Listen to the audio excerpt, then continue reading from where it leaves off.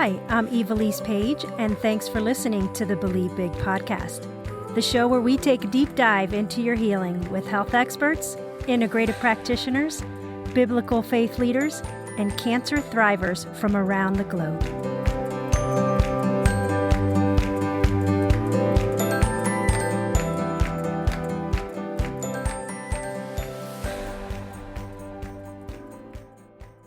Welcome to today's episode on the Believe Big podcast. My name is Ivelisse Page, and it's always an honor to spend this time with you. Today, we have my friend, Dr. Halie Schoff, back on the show to answer questions on a topic we get asked about a lot, hormones and cancer. Today, we are going to hear some tips that you can incorporate today to manage your hormone levels naturally. Dr. Halie Schoff is a licensed and practicing functional chiropractor, integrative health practitioner, and podcaster with a master's in applied clinical nutrition. She is a former collegiate athlete who has a passion for teaching people how to bridge the gap between fitness and holistic health. With a focus on women's hormones and gut health, Dr. Halie has helped hundreds of people all over the world regain their health through lifestyle, optimal diet, movement, and functional practices. Welcome back to the show, Halie. Thank you so much for having me. It's an honor to be back for my second time. I'm really excited to have this conversation today. We love having you on. We always get a great response and questions from people who listened to your podcast, the one about detoxifying the body. I'm really excited to dive into today on hormones because that's another topic, as I mentioned, that we get a lot of questions about. But before we get into that, would love to hear what your latest favorite health tip is. I know last time you shared about reconnecting with nature, and that's a non-negotiable for you.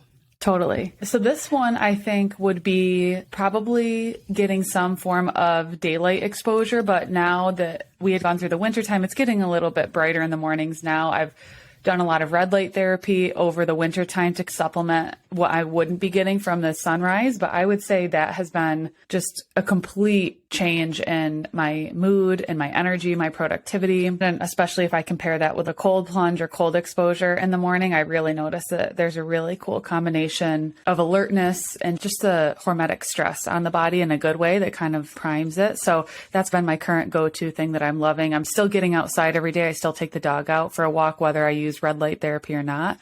But with those dark mornings when it's dark at 6 o'clock, 6:30, it's nice to see something stimulating that emulates that early morning sunrise that really just makes us feel so good. Yeah, I completely agree. I've been using ours as well. We have one and it is so helpful. There's so many benefits to it besides your mood and energy, as you know, with muscle recovery, and pain even cancer. They're saying there's so many cool things for like immune system function. And I use it primarily for mood and skin health, like collagen production, anti-inflammatory, mitochondrial health. There's so many cool things. Yes, I have the Mito Red. I've also used the Juve in the past as well, which is also great. But I'm going to have them on to talk about that in an upcoming episode. So I'm glad you mentioned that because it is such a great tool to have in your toolbox, whether you have cancer or not. So let's get into it. So can you share with us what you know about the link between our hormones and cancer risk?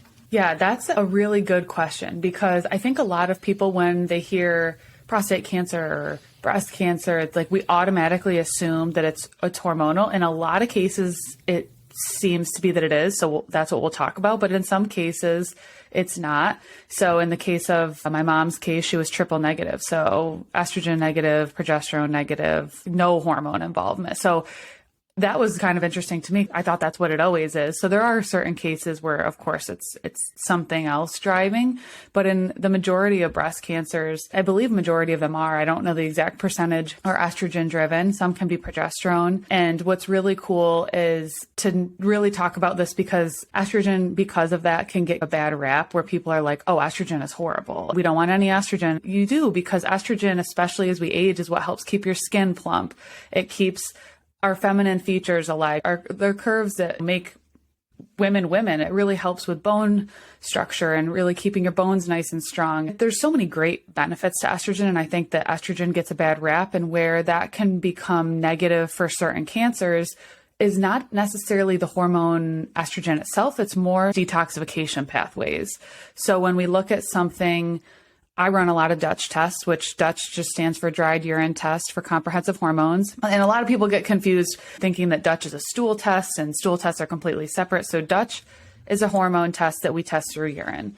And what's cool about that is because if you just got standard blood labs done from just a conventional practice, you're usually just going to see what that hormone is. And the problem also with that too is that's what that hormone is at that snapshot in time, whereas our hormones truly are fluctuating throughout the day. They don't stay at that set point. And even male hormones are the same. Testosterone is highest at certain points in the day and it's lower at certain points in the day. Cortisol is fluctuating throughout the day. And so are estrogen and progesterone. And so that's why I really like taking something a little bit more comprehensive, because you're able to get a weighted average and therefore get a little bit more accurate of a representation of what your hormones truly look like. I tell people it's similar to if you are just like one of those cameras that are on like the highways that take a picture. You might say, oh, I was driving on the highway today, but I don't see my car. It's not on that highway picture because that was literally only a snapshot in time. It's not a continuous time lapse, right? Whereas the Dutch is a more comprehensive test, is more of a time lapse showing, okay, these are not just one sample, but it's multiple. So let's take an average and be able to weigh that out. So that's obviously a plus. I wanted just to say, for those people who aren't familiar with the Dutch test, and I had one done, and I completely agree that a blood test just simply just takes where you are right at that moment. And especially for female hormones, if you're in the middle of your cycle or before or after, or your levels will be completely different. So explain to them how a Dutch test works differently than a blood test. Yes, great question. So blood test, you just go and get a blood draw, and within 24 or 48 hours, you have just a printout or PDF of your results. Dutch test is cool because it comes with 4 different samples. There is an overnight sample, so technically 5 if you wake up in the middle of the night. I like to do mine all in one day. You can split it up into 2 days, like an afternoon and one day, finish in the following. I do it like as soon as I wake up in the morning, I take my first sample. About an hour or two later, you're taking sample number 2. So it's really seeing that waking cortisol. And then later in the day, in the afternoon and evening, you're taking 2 more samples. So with each of those samples, you are getting your hormone count, you're getting the metabolites, you're getting your cortisol, you're getting all of that information. And it's just dries on these little, I forget what, just like paper that you pee on. Strips. And then you just let it, you mail it back to the lab. It's easy. And then it does take a little bit longer for the results to come. I usually see them anywhere from 2 to 4 weeks. But in terms of what your results will look like, I've looked at blood and I've looked at Dutch side by side, same person, taken pretty quickly or closely together, and they are completely different. I've seen estrogen completely high on a blood lab and it's completely tanked on a Dutch test, and their detox pathways are all messed up, and we would never get that with a blood. So I think blood can definitely be a helpful starting point. I don't mean to say any of this to deter you from getting any type of standard labs. I think they can still definitely be helpful, but if you feel like you didn't get any answers from it, there are other options. There's other options in terms of taking a little bit deeper look underneath the hood to see, is there something missing that we weren't able to take a look at. And that's, I think, what's really nice about the Dutch test or any comprehensive hormone. That's just the one that I tend to be partial to. Yeah. And I think it's also very important for women who are in their perimenopausal or menopausal season of life where they're not getting a cycle. And I wanted to ask you this question because I've heard positives and negatives about bioidentical hormones. What are your thoughts on those? I don't know if I really have a firm thought. There's a lot of people that I work with that go on bioidenticals for various reasons. Maybe they just need a little bit more symptom relief. The herbs or more natural things that we're doing, it's not happening as quickly, so they need something a little bit quicker. I'm not necessarily against bioidenticals. I think with bioidenticals, it becomes even more important that you test and monitor to make sure, okay, if you're taking an estrogen, you just really want to make sure that it's being detoxified correctly, because it can get out of hand and you not have any idea until some other things kind of start creeping up, which is what we're talking about today in terms of can hormones lead to this stuff. And that's not to say if you go on hormone replacement therapy or bioidenticals that it will be a negative cascade or you will be detoxifying them incorrectly.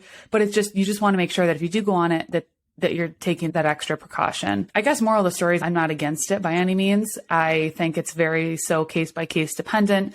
And you just really want to make sure that you're properly monitoring it. And I've heard that there's so many different factors that go into it as far as, do you have a personal cancer history like myself? It's really a no for me just because of that. Do you have a uterus or not have a uterus? Do you have your ovaries or not have your ovaries? It's so many different factors that are involved. And I'm glad you said that, because it really needs to be individualized, monitored by a functional doctor that really knows this side of health. And so I know for me, for those who are listening, there are natural ways, and we're going to get into some of those, that you can balance your hormones and detoxify and things like that. So things that I added, I was getting hot flashes and night sweats and all those fun things that you get once you start hitting menopause. And conventional doctors will say, hey, it's just a part of life. You just have to go through it, and you don't have to suffer through that. And there are so many incredible things that you can do.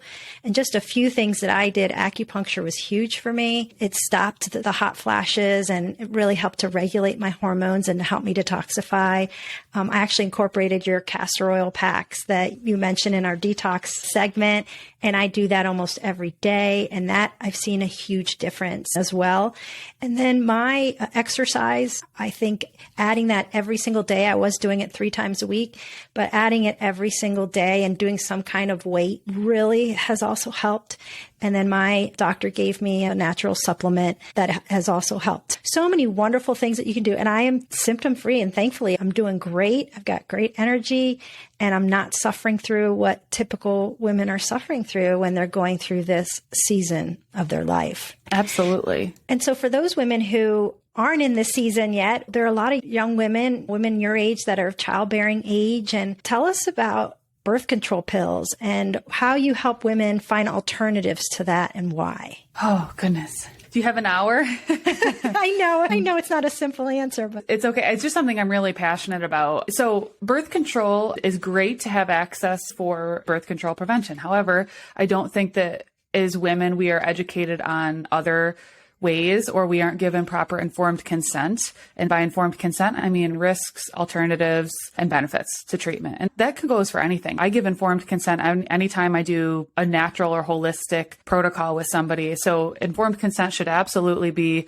consistent across medication use, especially birth control, because it is a type 1 carcinogen, which is ironic. We're going on it to balance our hormones, and it's truthfully not doing that because it's a Band-Aid solution. It's simply shutting down your hormone production. So your body's relying on synthetic hormones. So the period you get on it is not an actual bleed, it's a withdrawal bleed. And in terms of the nutrient depletions, the stress that it causes your liver, the damage that it can do to your intestinal permeability in your gut. So it can cause leaky gut, the mood things that it can cause are very scary. Some people have more benign symptoms than others, but some people truly do feel like they are a completely different person, and they feel crazy and they have no explanation as to why. Some feel more emotional or more anxiety. I mean, the mood symptoms can range. Weight gain is possible. I really like educating women on, okay, here's what the birth control does. And if you're trying to be on it to balance your hormones, here's some other root cause reasons that could be off. And so here's how we solve it. Or if you're on it for solely birth prevention, fine, but here's the risks and the benefits, but here's also some other natural family planning, or there's so many wearables and apps today. We've been using that for probably over 5-6 years, and it's really not as complicated as I feel like they want you to think that it is. It just comes down to a little bit more knowing your body, but I think that's a priceless thing to be able to learn. So many people are out of touch and out of tune with how their body works that they're scared to use these other natural methods in terms of birth control because we don't know our bodies. And I think that's a really cool thing as a practitioner. I love teaching people about their bodies. I love helping people step into knowing their body a little bit better. So yeah, coming off of birth control was a journey of my own. And it was something that I knew that we wanted to have kids someday. I didn't want to have any issues. And I just wanted to heal my hormones naturally. And so now I've transformed my health into kind of my identity as that. And now I help so many people with that, which is honestly really rewarding. I really enjoy it. And I feel quite outspoken about it a lot of times, but for a good reason. I think that this is becoming a really big trend in a good way of people just waking up to the fact that there's other options. And I think that's great. Yes. And I completely agree. When we first got married, 30 years ago, this was before I was on this health journey, I was on birth control, and I turned from someone who's normally up and happy and interested to lethargic and I had no interest. I was just somber. And I'm like, this is not me. And they switched me onto a lower one. And I'm like, why? And I'm like, no, I'm going off of it. And so we found alternative methods. What are your top natural alternative methods? You mentioned like an app and things that you use. So what's the one you use, and what are, say, two others that young women can look into? So I first started using the Ava band. So that was a band that you'd wear around your wrist at night. I wore that for probably 2.5 years. I liked it. But then when the band started breaking, I'd have to get like a new band because there was nothing wrong with the sensor, but it was more the band itself. I just started looking into other options, right? I want to be able to give people multiple options. I want to try things. So then I moved to the Temp Drop, which I really like. It's a little bit better of a price point, which I understand sometimes that's a barrier for people. So that was a huge bonus. I really like that I get a little bit more in-depth sleep data. I've been wearing that for, not quite a year yet, but I'm really liking that one. Natural Cycles is another one. I don't have personal experience with that, but you don't necessarily even have to get a wearable like I'm talking about with these different things. You can simply take your basal body temperature first thing in the morning and plug it into various free apps. There's Flow, there's Clue, there's even on the health app of the iPhone. And what you're looking for essentially is you're looking for cervical mucus changes around the time of mid-cycle around ovulation. And then you're looking for those increase in temperatures to confirm that you've ovulated. So that's simply how you can do it on your own. If you're a little apprehensive about doing it on your own, I think the apps and the wearables are great. And there's tons of resources out there to help you navigate this kind of uncharted water if you've never been familiar or ever heard of this kind of stuff before. But those are personally, I'd say that at least the top two that I've used. And then I've heard great things about Natural Cycle. I believe it syncs with the, what's it called? Oura Ring. So that's pretty interesting. I wore a Whoop for a while, not for cycle tracking purposes, but I know that if you do wear a Whoop, I think they're getting into a little bit more of cycle tracking, which is cool. That's awesome. Are there any other things that you've heard of, IUDs or natural condoms, that you would recommend that would be safe for women to use? I'd say, so like a non-hormonal IUD would be like a copper IUD. And I tend to not recommend against, but I guess the informed consent with that is essentially the way that it works is the copper produces microdoses of inflammation in the pelvis or in the cervix to be able to kill sperm. So essentially the mechanism of how it works is micro amounts of inflammation. And we know that inflammation leads to disease, especially long term. So for that reason, I don't like it, especially if you have painful periods or anything, a history of that, it's going to make it worse. And then the other alternative to that would be something like the Mirena, which I really haven't seen anybody have a great experience on that in the sense of they generally don't get a bleed. They say you can ovulate on it, but I don't understand how that's possible. I haven't seen that to be the case with probably hundreds of people that have been on it that I've worked with, and you're not getting a bleed with it, which might be nice because you don't have a bleed, but that's a really vital aspect that we have to our health that we should be doing every single month to be able to clear tissue. Because again, when tissue's not shedding when it should be, and it can cause for mutation, buildup, and all of those things. Not saying it's going to cause cancer, but it doesn't lead to optimal health when done long term. You can get non-toxic condoms. That's a great solution.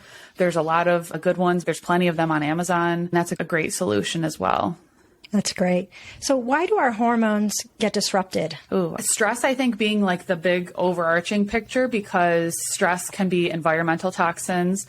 Stress can be mental and emotional stress. Stress can be physical. It could be we're over exercising or we're under moving or we're at not a healthy body weight for where we should be, or we're eating inflammatory foods, or we're not eating enough of the right things, or we're eating too much of things that we shouldn't. Really, we're probably so sick of hearing stress causes everything, but when we look at stress and we see what it can cause, it could be things in your environment. It could be the stress. It could be you not sleeping properly. All of those, especially when in a perfect cascade together, really love to wreak havoc on our hormones. Yes.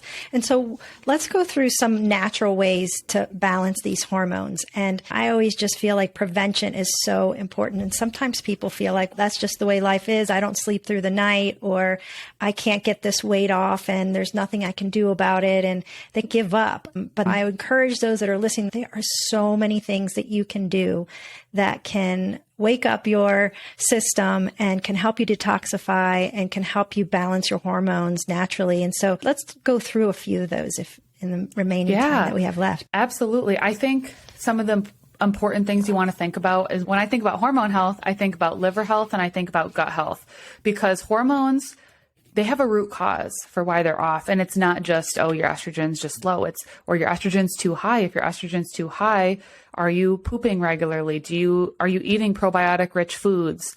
Are you eating foods that can help support your liver, like cruciferous vegetables, carrots, taking like artichokes and leafy greens, arugulas, all those different things that are really great for stimulating the liver, dandelion tea. Those are some obviously great whole food sources, and being able to clean up your environment. So really minimize the toxins, which we live in a toxic world that kind of is what it is, but it's all about what we can control. So I'd say the biggest things you want to focus on first is your water, making sure your water's filtered and clean. Then from there, you wear clothes every day. Okay, can you get a better detergent that is not something that I walk by in our neighborhood and Nick, my husband, and I can just smell the detergents outside people's houses, and it gives us an instant headache. We personally use Branch Basics. We really like it. We use it for everything, and that's, I think, why it's convenient. We get a concentrate. We use it for our bathroom, all purpose. Laundry, it's just very easy. So that's our personal go-to. So when you're thinking of making these clean swaps for your hormones and for health and for disease prevention, just look at what you use the most, and then you can trickle down. Then you go to personal care products, lotions, the stuff you're using the most, the things that you're using for your makeup that you maybe use twice a month. Don't worry about switching those until you maybe run out of what you currently have, but look at kind of the big pictures first, the soaps, the shampoos, the conditioners, the lotions, the sprays, the deodorants, especially deodorant for hormone health, because we're putting it in an area that is very close to breast tissue. It's very close to the biggest network of lymph nodes, which is in our axillary, our armpit. So just looking at those simple things first. And hopefully if you're listening to this, maybe you've heard before, maybe you're on that journey, maybe you're not, but this is a good reminder to continue on that journey or get started a little bit more on cleaning out some of those swaps. And then I'd say my last, most underrated, but most important would be find ways to balance your stress. So I'm very big into meditation. I've seen it work wonders for myself. I can feel the difference and I can see the difference with my hormones. I think any form of stress management, whether you like to go out for a walk, you like to just be with your dog, you be with your spouse, call somebody that you love, journal, meditate, whatever that form of activity that is that gets you out of that sympathetic mode is crucial for balancing hormones. And I'd say that's people's probably least favorite because it's not as fun. It's not as sexy.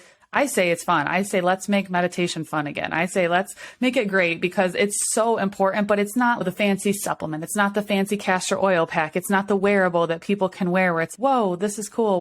It's one of those things where it's, oh, I have to meditate. Maybe you don't have that mindset. But when I say stress, people kind of like roll their eyes and they're like, yeah, whatever, lady, I'll try. But it really is one of the most powerful things that we can do.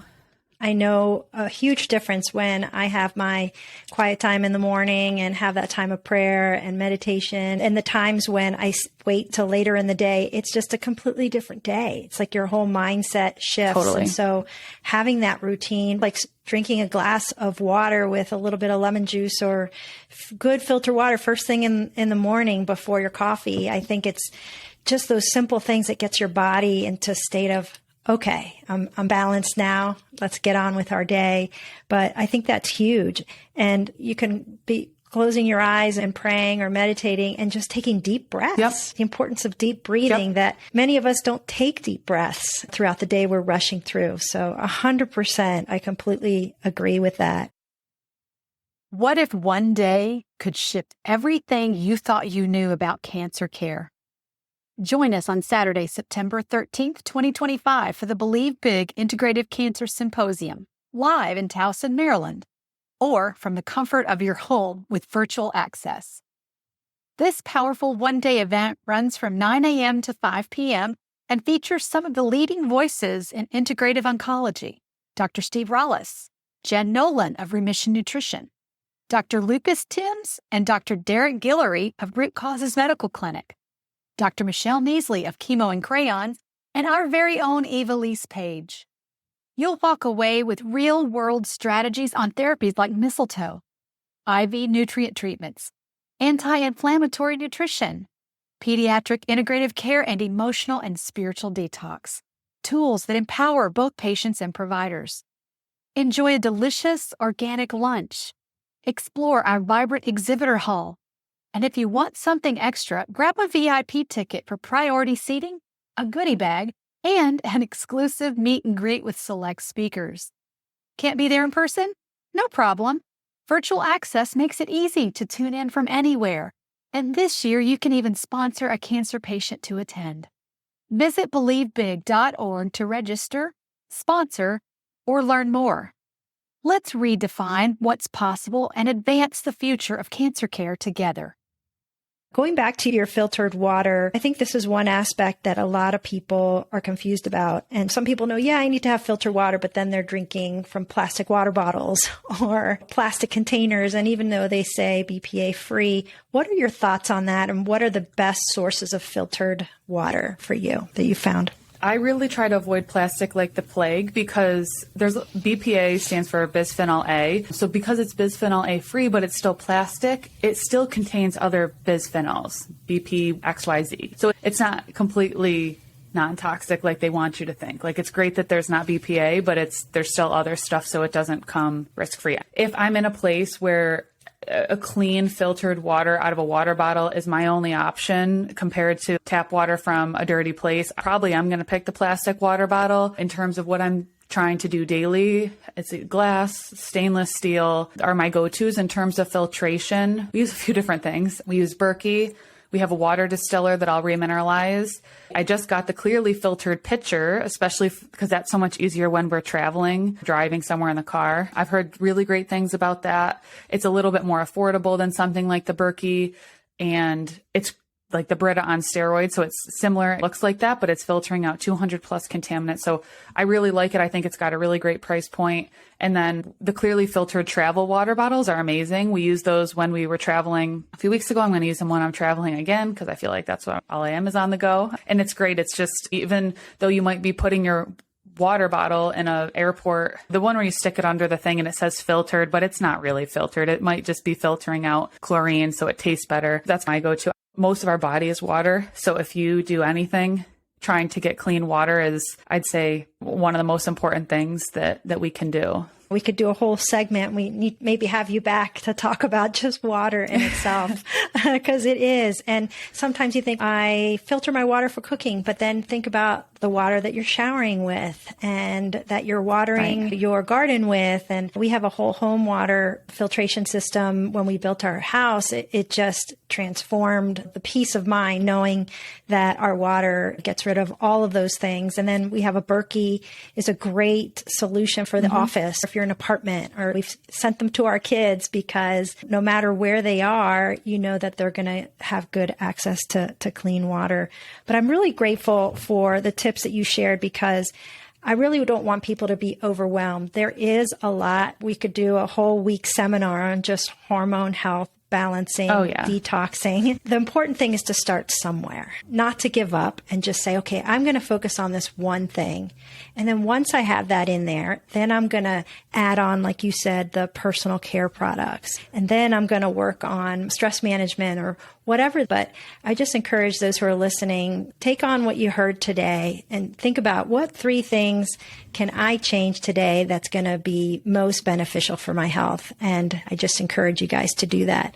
But thank you so much, Dr. Halie, for being on with us and sharing your insight and knowledge with all of us here at Believe Big. Thank you so much for having me back. I love your mission. I love everything that you all are doing. And I'm honored to be back and happy to come back anytime you need me. Thank you.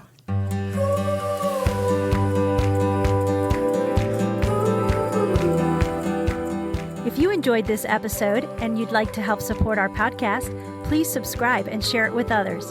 Be sure to visit BelieveBig.org to access the show notes and discover our bonus content. Thanks again and keep believing big.